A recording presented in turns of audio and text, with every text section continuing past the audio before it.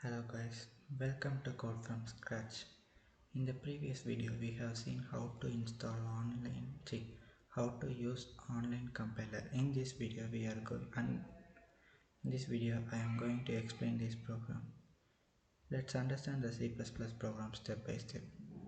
Hash include IOStream using namespace. In this at line 1, the first line hash include IOStream. This is a pre-processed directive. The hash include statement tells the compiler to include the IOStream library before compiling the program. The IOStream library provides input and output functionality. In simple words, it allows us to display output on the screen using cout and take input from the user using cin. Without including this library, the compiler would not recognize cout. Line 2. Using namespace std. The std stands for standard. All the standard C++ features such as cout, cin and endl belong to the. Hello guys, welcome to Code from Scratch. In the previous video we have seen how to install how to use online compiler. In this video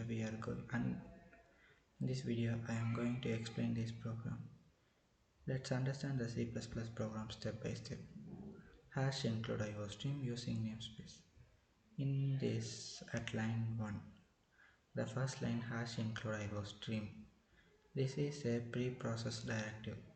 The hash include statement tells the compiler to include the IOStream library before compiling the program.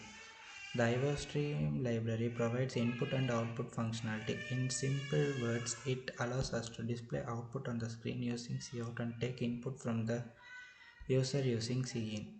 Without including this library, the compiler would not recognize cout.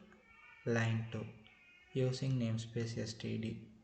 The std stands for standard. All the standard C++ features such as cout, cin and endl belong to the